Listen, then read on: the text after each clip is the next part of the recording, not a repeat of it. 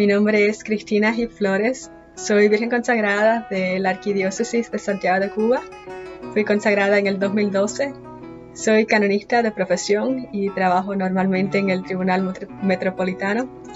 Esta tarde voy a compartir una charla sobre la historia, la liturgia y la configuración jurídica del Ordo Virginum, así que muchas gracias por invitarme.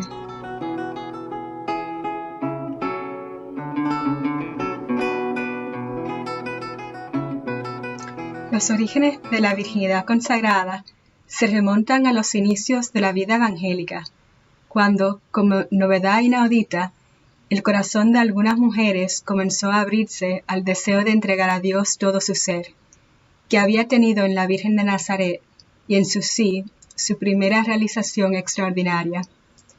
El pensamiento de los padres ve en María el prototipo de las vírgenes cristianas y muestra la novedad del nuevo estado de vida al que se accede mediante una libre elección de amor, nos dijo el Papa Benedicto en su encuentro internacional del 2008.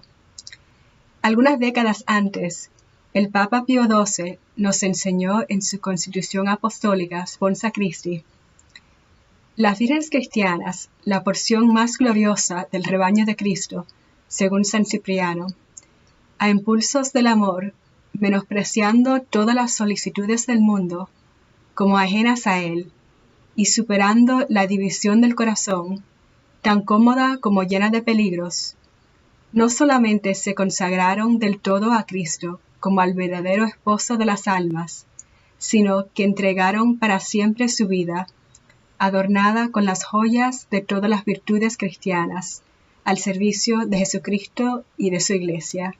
Fin de la cita del Papa Pío XII. Esta consagración mística de las vírgenes a Cristo y este entregarse a la Iglesia se hacía en los primeros siglos cristianos espontáneamente y privadamente, y más bien con hechos que con fórmulas y palabras. Pero cuando más tarde formaron las vírgenes no solo una clase, sino un estado ya definido y un orden aprobado por la Iglesia, comenzó a ejercitarse públicamente la profesión de la virginidad, y por lo mismo era confirmada con vínculos más estrechos. Después la Iglesia, al aceptar el sagrado voto y propósito de la virginidad, consagraba a la Virgen como persona inviolablemente entregada a Dios y a la Iglesia, con uno de los más hermosos monumentos de la antigua liturgia, y distinguía claramente a esa Virgen de las otras que con votos solamente privados se obligaban a Dios. Esta profesión de la virginidad era guardada con una vida ascética, vigilante y severa, y alimentada y fomentada juntamente con ejercicios de piedad y de virtud.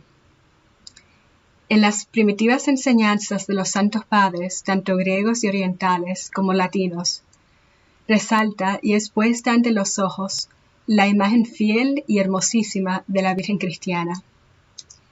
Sin duda, el testimonio heroico de las primeras vírgenes mártires, entre ellas Santa Cristina, Santa Inés, Santa Lucía, entre muchas otras, despertaba el deseo de la santidad en el pueblo de Dios. Todas ellas prefirieron el amor de Cristo por encima de cualquier otro amor humano, y tan celosamente guardaron su propósito de virginidad que prefirieron la muerte ante violarlo. Después de la conversión de Constantino y la cesación de la persecución en el Imperio Romano, el ideal de la virginidad, el martirio blanco, suplantó al martirio cruente como ideal cristiano, y el orden de las vírgenes floreció. San Juan Crisóstomo estimó que en su época las viudas y vírgenes sustentadas por la Iglesia de Antioquía eran aproximadamente 3.000. El solemne rito consagratorio, antecedente del rito vigente, se remonta al siglo V y se atribuye a León Magno en su Sacramentario Leonino. La velación de la Virgen fue desde los inicios un momento central en el rito de su consagración y el signo que distinguía a la Virgen consagrada de las otras candidatas al orden. a tal punto que en el medievo la consagración de una virgen era conocida como el velatio virginum. Es decir, la velación de la Virgen era el signo constitutivo de su consagración. Pero el crecimiento del monacato, comenzando alrededor del siglo VI y VII, eclipsó todas las demás formas de vida consagrada. Hasta el siglo VII, el ascetismo tradicional femenino, mujeres que profesaban la continencia, pero que permanecían en la vida seglar, participando en la comunidad eucarística local, era ampliamente aceptado. Los historiadores han compilado los cánones promulgados por diversos concilios regionales para demostrar la existencia continua de vírgenes y viudas profesas que vivían de forma autónoma dentro de sus propios hogares hasta principios del periodo medieval. Pero a mediados del siglo VII, la legislación conciliar se tornó cada vez más hostil a los modelos de asceticismo femenino insertados dentro de la comunidad local. El historiador francés Matteo Smith ofrece la siguiente explicación, y cito de su obra. Los obispos de los siglos V y VI fueron fuertemente influenciados por el monacato. La mejor parte del episcopado fue reclutado de los monasterios. Por consiguiente, el episcopado heredó el ideal de la fuga mundi, una clave de la vida monástica institucional del desierto. A partir de entonces, la separación se impuso como un corolario necesario.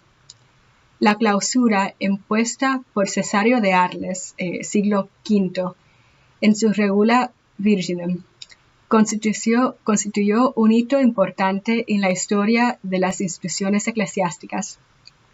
Aunque Cesarius no haya creado este uso, su regula, promulgada en el año 534, fue el primer documento canónico episcopal, escrito directamente para monjas, en afirmar que una virgen consagrada ya no podrá salir del monasterio hasta su muerte, ni siquiera para visitar la basílica. En adelante, las monjas fueron proveídas con su propio oratorio y ministros, así dispensando a las vírgenes de ir a la catedral. La prohibición de que las vírgenes fueran madrinas, otra novedad, muestra claramente que las monjas fueron separadas de la vida ordinaria de la iglesia local, de la asamblea de los bautizados. De hecho, este último, la asamblea de los bautizados, era identificado simbólicamente con el mundo. Además, esta segregación fue de la mano con la firme intención de ponerle fin a la libertad individual disfrutada anteriormente por las vírgenes sagradas viviendo en sus propias casas. Fin de la cita. Se multiplicaban los intentos esporádicos de los concilios regionales de encerrar las viudas profesas y las vírgenes dentro de las paredes del monasterio. Por ejemplo, el Tercer Concilio de Zaragoza, en el año 691, obligó a las vírgenes no solo a guardar su castidad, sino también a tomar el hábito de las santimoniales y encerrarse en un monasterio para el resto de sus vidas. El miedo de la época era que, si se quedaban en el mundo, podrían ser expuestas al peligro o a insultos.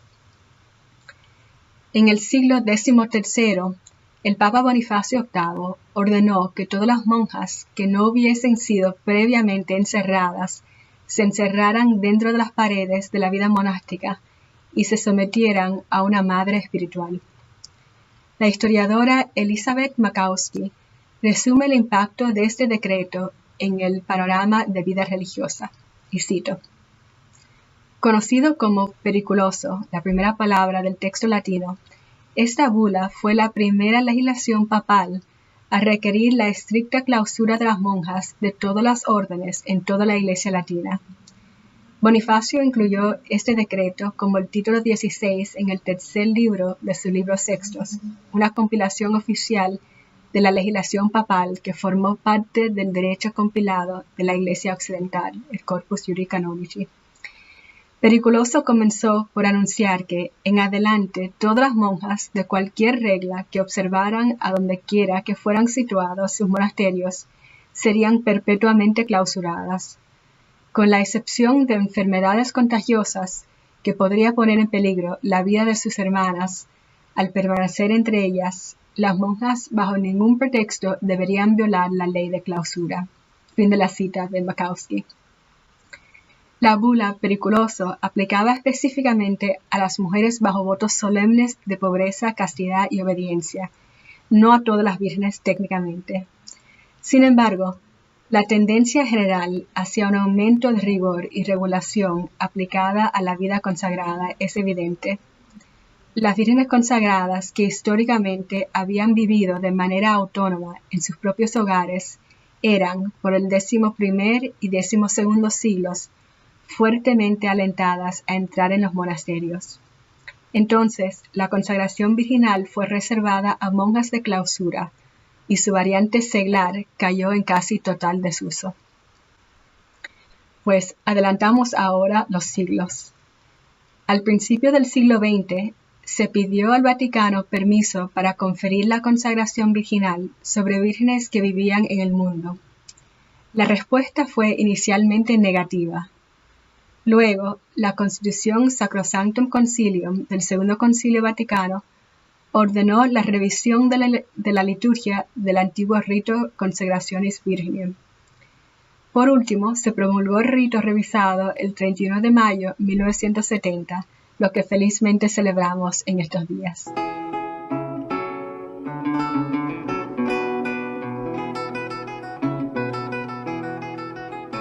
Ahora toco sobre el tema de la configuración jurídica del Ordo Virginum. La ley establecida sobre la vocación a la virginidad consagrada es bastante escueta en la modernidad, y eso es de esperar, dado el poco tiempo transcurrido desde la renovación del antiguo ordo en el año 1970. Entonces, las fuentes de la ley vigente son la liturgia, es decir, el rito de consagración de vírgenes del año 1970 con su prenotanda, o es decir, su explicación previa, el Código de Derecho Canónico del año 1983, el Código de Cánones de las Iglesias Orientales del año 1990, la Instrucción Ecclesia Sponsa Imago del 2018, que no es ley propiamente, sino es una instrucción o una explicación de la ley. Y por último, están posibles leyes particulares establecidas por obispos diocesanos con vigencia para su diócesis, siempre y cuando estas leyes diocesanas complementen y no contradigan la ley universal. El único canon en el Código de Derecho Canónico sobre las vírgenes consagradas es el canon 604, el cual nos dice: a estas formas de vida consagrada se asemeja el orden de las vírgenes, que formulando el propósito santo de seguir más de cerca a Cristo, son consagradas a Dios por el obispo diocesano, según el rito litúrgico aprobado, celebran desposorios místicos con Jesucristo, Hijo de Dios, y se entregan al servicio de la Iglesia. Y el segundo párrafo dice: las vírgenes pueden asociarse para cumplir su propósito con mayor fidelidad y para realizar mediante la ayuda mutua el servicio a la Iglesia congruente con su propio estado. Entonces, para comenzar, es clave recordar que este canon admite dos tipos de vírgenes consagradas. Vírgenes consagradas que son miembros de órdenes religiosas y vírgenes consagradas seglares. Esta formulación del canon abraza las dos variantes, también de la liturgia. Un rito de consagración para monjas vírgenes después de la profesión perpetua y un rito de consagración para vírgenes que viven en el mundo. Entonces, aunque el canon abraza los dos tipos de vírgenes consagradas, tanto religiosas como seglares, la siguiente explicación que voy a dar ahora se refiere a las vírgenes consagradas seglares. Entonces, me gustaría proceder desglosando las palabras del canon 604, cláusula por cláusula. En su variante seglar, la virginidad consagrada es una forma de vida consagrada individual. Las formas de vida consagrada comunitarias son los institutos religiosos y los institutos seculares. Las formas de vida consagrada individual en la Iglesia Católica Latina son los ermitaños, que se anuncian en el Canon 603, y las vírgenes consagradas en el Canon 604. En las iglesias católicas orientales existen, además de los ermitaños y de las vírgenes, también viudas consagradas. Estas formas de vida consagrada se viven de forma individual, con el obispo diocesano como el superior eclesial e insertadas en la vida diocesana. El término orden de las vírgenes o el ordo virginum se utiliza de forma ubicua en los textos históricos, litúrgicos y canónicos. Esto obviamente invita a la pregunta, ¿qué es un orden?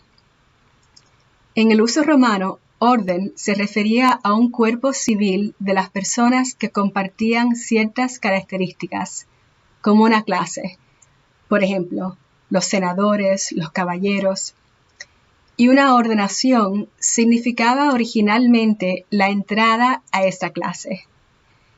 La Iglesia luego adoptó los términos romanos para describir su propia organización interna, porque la palabra ordo no tenía connotaciones paganas. En la antigüedad cristiana, la palabra orden siempre se refiere a una colectividad. Por lo tanto, se trataba no tanto de recibir un orden, como de entrar en uno o ser recibido en él. Pues las reiteradas referencias al orden de las vírgenes denotan una clase social o el cuerpo dentro de la Iglesia a la que las mujeres vírgenes fueron admitidas por medio de un propósito público de virginidad perpetua y un rito litúrgico. Mientras que legítimamente puede decir de forma análoga orden de los obispos, orden de los diáconos, o por la misma razón, orden de los catecúmenos, el término en este sentido no pretende dar a entender o incluir la ordenación al orden sagrado. El término orden de las vírgenes igualmente no debe confundirse con las órdenes religiosas, por ejemplo, la orden benedictina, la orden dominica, por mencionar solo dos. En este sentido, la orden denota los institutos religiosos de vida consagrada. Entonces, el canon sigue que el orden de las vírgenes se asemeja a otras formas de vida consagrada. El canon se expresa de esta manera porque las vírgenes consagradas hacen propósito de virginidad perpetua, pero no hacen votos de pobreza ni obediencia. Según el canon 573, todas las otras formas de vida consagrada en la Iglesia Latina hacen votos o promesas de los 3 consejos evangélicos.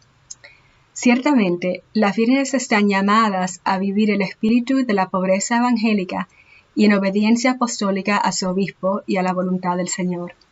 En una palabra, están llamadas a seguir Cristo más de cerca. Sin embargo, no asumen los consejos evangélicos bajo votos. Hacer esto restaría de la naturaleza secular de esta forma de vida consagrada. Por ejemplo, sería muy dificultoso vivir el voto de pobreza cuando la Virgen es responsable de su propio sustento, jubilación y demás gastos. Quiero señalar que el canon no habla de un voto de virginidad perpetua, sino de un propósito. Este fue el término históricamente usado para describir el compromiso de la Virgen. Además, la formulación del canon hace mayor énfasis en la consagración virginal impartido por el obispo diocesano, como una gracia recibida pasivamente por la Virgen, a través del ministerio de la Iglesia. Esto contrasta con el énfasis en la profesión de votos, los cuales son disposiciones de la voluntad humana en el caso de los religiosos. Por esto, la consagración virginal no admite devotos temporales seguidos de votos perpetuos. La consagración se recibe una sola vez en la vida de manos del obispo, para siempre.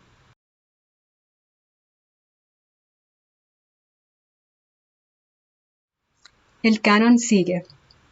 Las vírgenes celebran desposorio místico con Jesucristo. Esta es la dimensión esponsal, lo clave e indispensable de esta vocación, que es la dimensión esponsal. Esto es lo absolutamente propio de nuestra vocación. Es el carisma que se destaca por encima de todos los demás. Va más allá de la castidad perfecta, que en el caso de las monjas que reciben la consagración, ya habían profesado de modo perpetuo en su instituto antes de recibir la consagración virginal. Por la consagración somos desposadas con Cristo por un vínculo indisoluble. El canon sigue. Son consagradas por el obispo diocesano. El canon especifica que las vírgenes deben ser consagradas por el obispo diocesano, que representa a Cristo en la iglesia particular. La liturgia igualmente pide que sea el obispo. De hecho, en el medievo era prohibido que un presbítero consagrara a una virgen. Esto era el privilegio del obispo únicamente. Por lo tanto, la consagración no debería ser delegada a otro que no represente a Cristo, cabeza y esposo de la iglesia particular. Aunque, por una razón de mucho peso, se podría delegar a un obispo auxiliar, pero nunca a un presbítero. Las vírgenes consagradas seculares no somos miembros de institutos. Sin embargo, toda persona en vida consagrada debe tener un superior y alguna expresión de comunión. En nuestro caso, nuestro superior es el obispo diocesano y somos insertadas en la iglesia particular, la comunidad diocesana. Esta inserción diocesana también tiene un matiz esponsal. El obispo, que tiene la plenitud del orden sagrado, representa a Cristo, esposo de la iglesia. Y la diócesis, a su vez, es una manifestación completa y plena de la iglesia esposa de Cristo, porque es el pueblo de Dios congregado por su pastor en el Espíritu Santo mediante el Evangelio y la Eucaristía.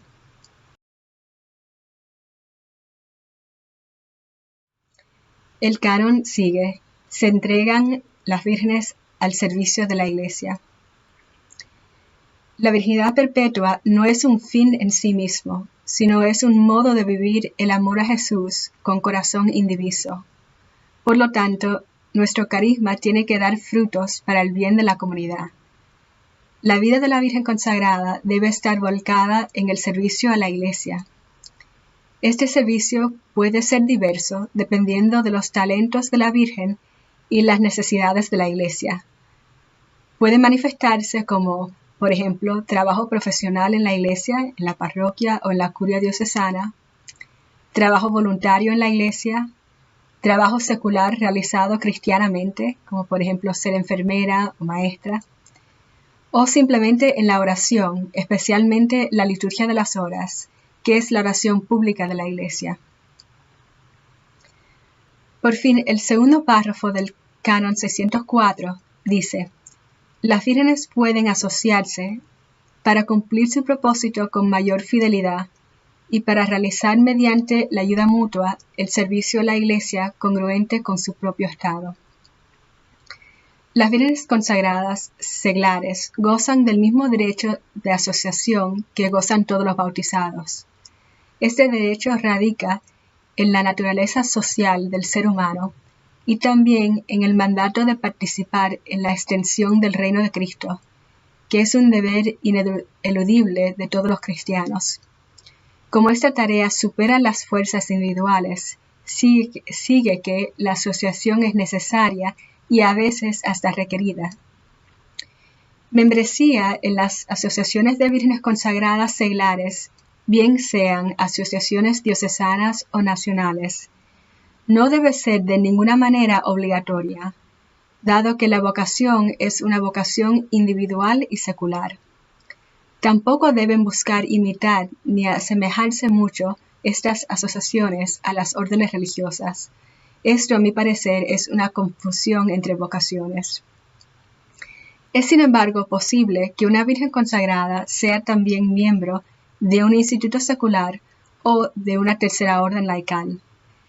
Pero es también mi opinión que una virgen miembro de un instituto secular o terciaria debería experimentar esta pertinencia como complementaria y secundaria a su estado de vida fundamental, que es la virginidad consagrada.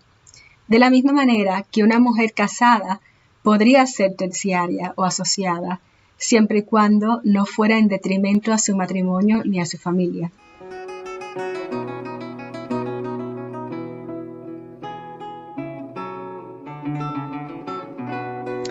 Por último, quisiera concluir esta exposición con preguntas y respuestas más frecuentes que hacen las candidatas y también los pastores que la acompañan en su discernimiento. Entonces, esto es un poco a modo de resumen, pero ¿es el orden de las vírgenes una orden religiosa? No, se usa la palabra orden en el mismo sentido de orden de los catecúmenos, orden de los diáconos, orden de los obispos, etc. Es decir, un grupo de personas con una identidad compartida. ¿Cómo difiere el orden de las vírgenes de un instituto secular? Primero hay que explicar lo que es propio de los institutos seculares. Un instituto secular es parecido a un instituto religioso, salvo que los miembros retienen sus trabajos seculares y buscan ser levadura en la mies para evangelizar el mundo desde adentro. Este es el fin propio de todos los institutos seculares. El carisma principal, particular e indispensable de las vírgenes consagradas es la virginidad y la esponsalidad con Jesucristo. Otros institutos, bien sea religiosos o seculares, pueden o no incluir aspectos de este carisma, pero no es lo propio de ellos. En sentido jurídico, las vírgenes consagradas viven su consagración individualmente, bajo el cuidado especial del obispo diocesano. Esto es diferente también que de los institutos seculares. No hay superiora ni comunidad. ¿Hay algún hábito o signo externo? El signo externo especificado por la liturgia es el anillo nupcial. La liturgia también prevé la velación de la Virgen. Existe variedad entre las distintas diócesis en el uso del velo. Algunas vírgenes lo usan más, otras menos. Ambas opciones son lícitas. Queda a la discreción del obispo diocesano dar mayores indicaciones para el vestimento de las vírgenes consagradas de su diócesis si quiere establecerlas. Por supuesto, las vírgenes deben vestir con sencillez y modestia siempre. ¿Quién puede conceder la consagración al orden de las vírgenes? Solo el obispo diocesano, a través del rito consagratorio. Es más, la decisión de admitir una mujer, una candidata al orden de las vírgenes es también únicamente decisión del obispo diocesano. ¿Qué obligaciones asume la Virgen consagrada? Concretamente, la única obligación es de vivir la castidad perfecta en el estado virginal. También se les exhorta a rezar la liturgia de las horas y a rezar por la Iglesia. En su totalidad, la vocación está orientada hacia el servicio en la Iglesia. ¿Qué profesión ejercen las vírgenes consagradas? Cualquiera. Ellas siguen viviendo en el mundo y son responsables de su propio mantenimiento, vivienda, jubilación y demás gastos. ¿Qué apostolado ejercen las vírgenes consagradas? La misión de la Virgen consagrada es fundamentalmente en el ámbito del ser, no del hacer. El apostolado primario de la Virgen consagrada es ser signo del amor entre Cristo y la Iglesia y de las realidades venideras. Y muy estrechamente vinculado con este primero es su oración litúrgica. La Virgen consagrada reza al esposo en la voz de la esposa. Sin embargo, la Virgen consagrada debe estar orientada al servicio de la Iglesia. ¿Hay obligación de domicilio en la diócesis? No existe una obligación estable legal.